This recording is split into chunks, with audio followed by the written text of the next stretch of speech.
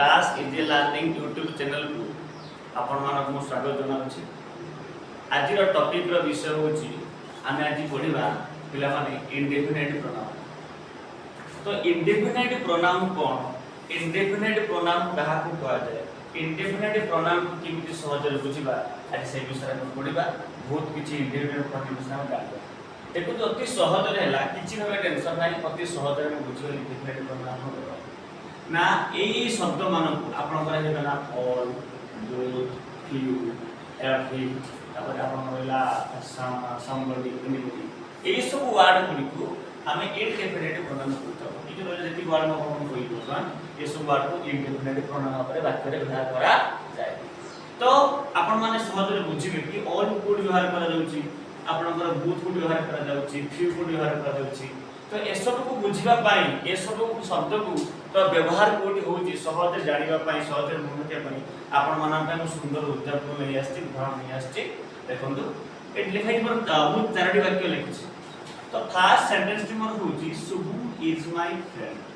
शुभम मोर बंधु, आराम से आपण बुझ पाछी। सेकंड लिखा है जी हिमांशु इज माय फ्रेंड। एवं थर्ड में लिखा जाय आपण Shashi is my friend and लिखा है जी उत्तम इज माय फ्रेंड। प्रथम वाक्य लिखा है Shubham is my friend, Shubham मोर बंधु अटे। तापर लिखा है जी Himanshu is my friend, Himanshu मोर बंधु अटे। Shashi is my friend, Shashi मोर बंधु अटे। उत्तम इज माय फ्रेंड, उत्तम मोर बंधु अटे। एवं एई चारि जणा को कार बंधु अटती ना मोरी बंधु अटे। से शुभम हो, आपनकर हिमांशु हो, आपनकर उत्तम हो बा आपनकर शशि हो, ई चारि जणा को मोरी सांग।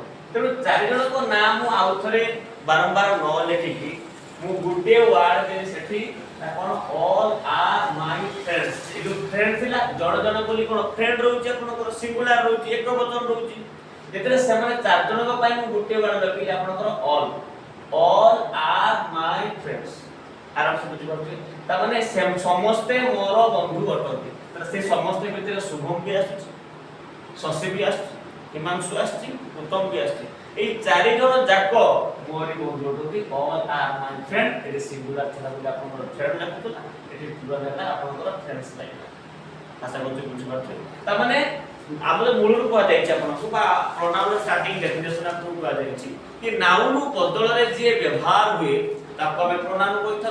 तो एठी कोन है आपनकर ना एठी देखंतु ना ए चारि जण को ना बदली से शुभम, हिमांशु, शशि, उत्तम बदली मु गुटिए शब्द देली, गुटिए वर्ड देली सेरा और नाउन बदल रे ऑल टी बसिला। कारण शुभम गुटे नाउन, शशि गुटे नाउन, हिमांशु गुटे नाउन, उत्तम गुटे नाउन, चारिटी नाउन बदल रे बे समान गुटे नाउन बदल रे जो प्रोनाउन टी बसैली ताको हम कहबा इंडेफिनिट प्रोनाउन। तब ऑल टी होची आपनकर इंडेफिनिट प्रोनाउन। कारण चारि जण को बदली ऑल शब्द लागिला कि समस्त मोर बंधु। आशा करछु बुझि पारथि। सेकंड एग्जांपल हम देखिबा। देखो लिखा है दीपक इज ए स्टूडेंट। दीपक जण छात्र अटे।